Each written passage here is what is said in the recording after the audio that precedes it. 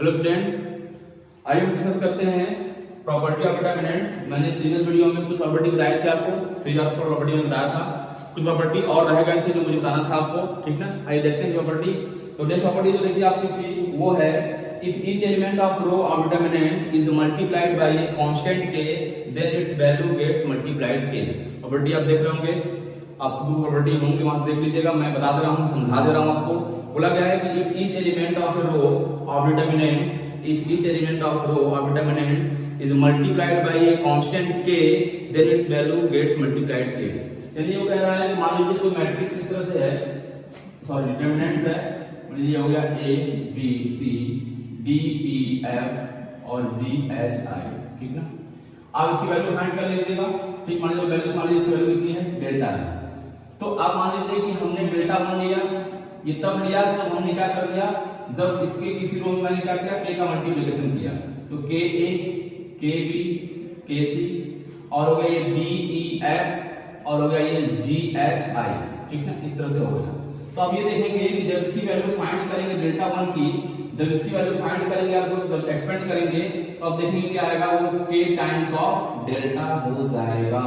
वो क्या हो जाएगा, k टाइम्स ऑफ डेल्टा हो जाएगा। तो बट यही करें, किसी भी अगर हम लोग किसी भी नंबर से मल्टीप्लाई करते हैं तो क्या होता है, वो उस डिटरमिनेंट का क्या होता है, वो k टाइम्स हो जाता है। प्रॉपर्टी यही कर रही है कि मान लीजिए कोई डिटरमिनेंट है, अगर उसमें किसी k नंबर से कोई k वही नंबर है, अगर मल्टीप्लाई करेंगे तो वो दिए हुए डिटरमिनेंट का क्या हो जाएगा, वो k टाइम्स आएगा। देखिए यहाँ पर ना, मैं डेल्टा ले लिया, मान लीजिए कोई डिटरमिनेंट था यहाँ पर, ठीक है, डेल्टा, लेकिन डेल्टा था यहाँ पर, और मैंने क्या किया, डेल्टा 1 ये है, ये कब है, जब मैंने क्या किया, ये इसमें जब क्या है, इसमें k का मल्टीप्लिकेशन किया गया है, तब डेल्टा 1 है ये। तो आप इसको जब एक्सपेंड करोगे, फिर इसको एक्सपेंड करोगे, तो आप क्या देखोगे कि बस इसकी वैल्यू का ये जो है वो क्या हो जाएगा, k टाइम्स जाएगा। इसको आप वेरीफाई कर सकते हो एग्जांपल लेके, ठीक ना।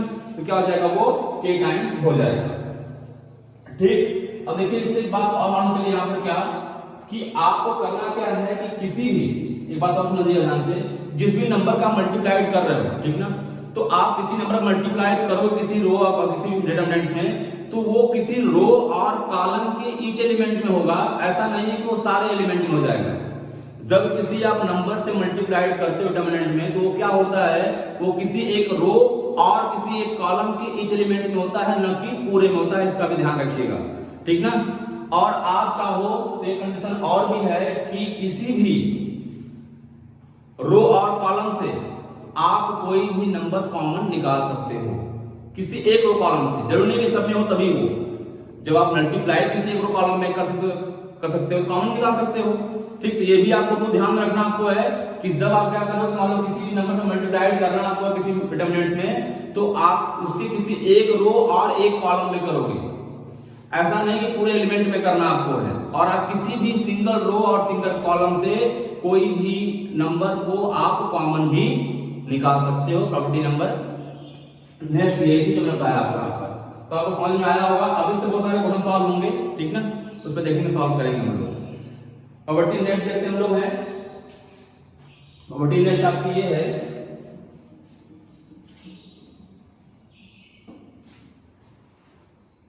if some or all elements of a row or column, if a determinant are expressed as sum of two terms, then the determinant can be expressed as sum two determinants। देखिए क्या कह रहा है property ये कह रहा है कि मान लीजिए कोई डिटरमिनेंट्स है, मैंने लिया, ठीक, a प्लस डेल्टा 1 हो गया, b प्लस डेल्टा 2 हो गया, c प्लस डेल्टा 3 हो गया, और हो गया d e f g h i। यानी कोई रो कॉलम इस फॉर्म में अगर है, तो इसको हम लोग एक्सप्रेस कर सकते हैं एज अ टू डिटरमिनेंट्स। वे कैसे कर सकते हैं इसको हम लोग हैं, तो इसको हम राइट करते हैं यहाँ पे से a b c d e f g h i plus delta 1 delta 2 delta 3 d e f g h i, ठीक है। इस तरह से इसको आप एक्सपेंड कर सकते हो। नेक्स्ट प्रॉपर्टी आपकी यही कह रही है कि कोई भी अगर ध्यान रखें, किसी मैं बात कर रहा हूं किसी सिंगल रो और कॉलम में ऐसा होगा। ऐसा नहीं मान लीजिए क्वेश्चन में अगर ऐसा आ गया, बहुत लोग गलती करते हैं। देखिए मान लीजिए यहां पर हो गया कि a प्लस डेल्टा 1 आ गया, b प्लस डेल्टा 2 आ गया और c प्लस डेल्टा 3 आ गया, ठीक। और यहाँ पर d प्लस म्यू 1 आ गया, d और e प्लस म्यू 2 हो गया और f प्लस म्यू 3 हो गया, ठीक। और फिर क्या हो गया यहाँ पर g प्लस मान लीजिए कि गामा 1 हो गया, h प्लस गामा 2 हो गया और i प्लस गामा 3 हो गया। तो अब ऐसा नहीं कि पहले आप क्या करोगे कि पहले आपने क्या कर दिया यहाँ पर a b c d e f और g h i कर देंगे, ऐसा नहीं। देखिए ऐसा कि a b c d e f g h i plus फिर क्या करना आपको है lambda 1 lambda 2 lambda 3 lambda 1 lambda 2 lambda 3 and mu 1 mu 2 mu 3 and gamma 1 gamma 2 sorry ये डेल्टा यहाँ पर। देखिए अगर इस तरह लिखा गया, अगर आप इस तरह करोगे तो क्या हो जाएगा, फिर ये रॉन्ग हो जाएगा, इसका ध्यान रखिए। किसी एक रो कॉलम में बात करता है प्रॉपर्टी कि कोई एक रो कॉलम में अगर दो टर्म ऐसे लगे हुए हैं तो उनको आप चाहो तो दो टर्मिनेंट में एक्सपेंड कर सकते हो, न कि ऐसे टर्म में। ऐसे आपको नहीं करना है, ऐसे आपको नहीं करना है, इसको आप वेरीफाई भी कर सकते हो। तो नेक्स्ट प्रॉपर्टी आपकी यही थी जो आपको समझना है। चलिए आइए नेक्स्ट पे आते हैं।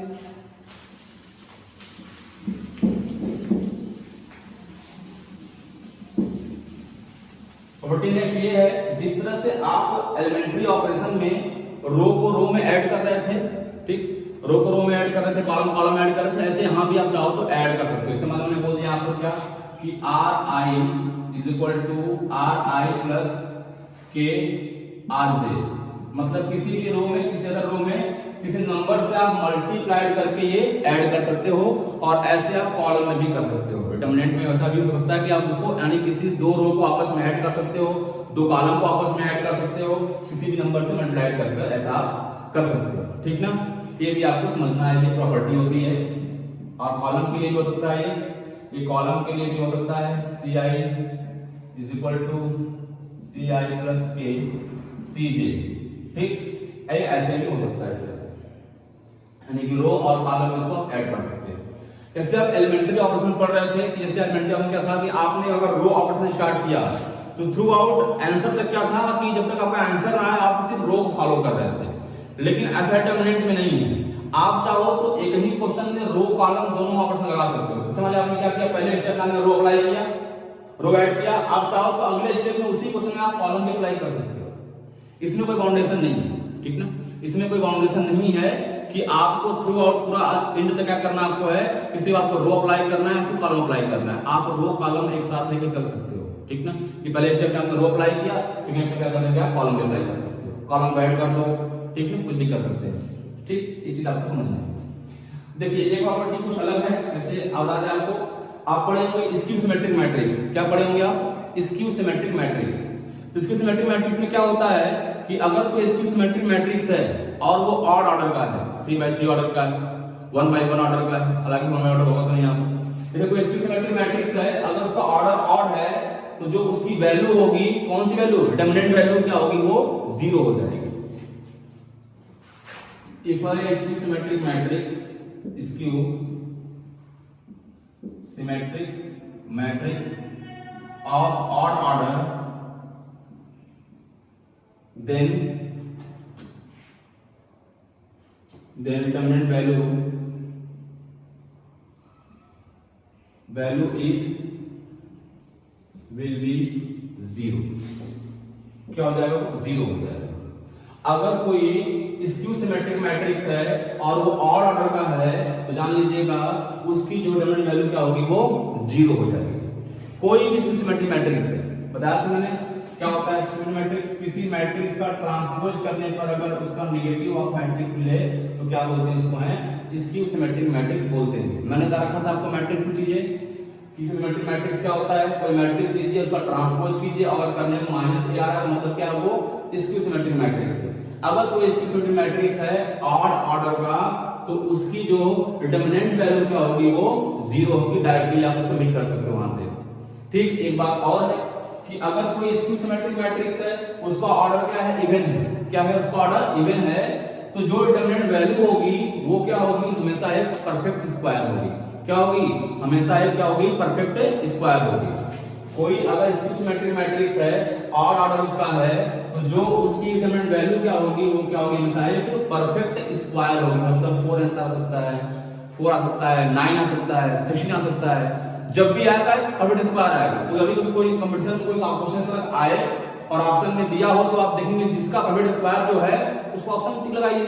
बहुत ज्यादा को एक्सपेंड करने की जरूरत नहीं है कि हम को एक्सपेंड करेंगे आंसर फाइंड करेंगे, एक्सपेंड बिल्कुल नहीं करना है। आपको लगता है कि आपने जज कर लिया कि नहीं जो मैट्रिक्स का है वो स्क्यू सिमेट्रिक मैट्रिक्स है, उसका ऑर्डर इवन है, तो आपके जो ऑप्शन में जो परफेक्ट स्क्वायर वाले ऑप्शन होंगे उन्हीं का करना आपको टिक लगाना और आपको वहां से आंसर आ जाएगा। दो प्रॉपर्टी अलग से थी जो आपको एनसीईआरटी में नहीं मिलेगी। तो ये समझना आपको यहाँ पर है कि अगर कोई स्क्यू सिमेट्रिक मैट्रिक्स है, अगर उसका ऑर्डर ऑड है, उसका ऑर्डर अगर ऑड है तो उसकी जो डिटरमिनेंट वैल्यू होगी वो क्या हो जाएगी 0 हो जाएगी। और कोई अगर मैट्रिक्स स्क्यू सिमेट्रिक मैट्रिक्स है उसका ऑर्डर क्या है इवन है तो जो उसका डिटरमिनेंट वैल्यू क्या होगा वो हो जाएगा आपका, वो भी आपका उसका जो आंसर आएगा वो एक परफेक्ट स्क्वायर आएगा। एक बात तो ये हो गया। और एक होता है ट्रायंगुलर मैट्रिक्स। ये क्या होता है ट्रायंगुलर मैट्रिक्स होता है, आप पढ़े ही होंगे।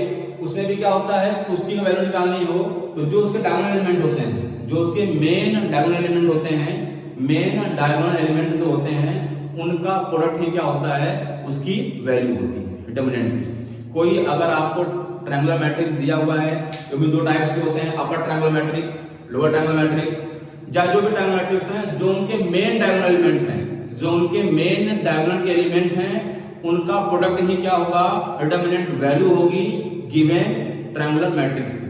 ठीक, तो इतनी सारी प्रॉपर्टीज थी जो आपको समझाया गया।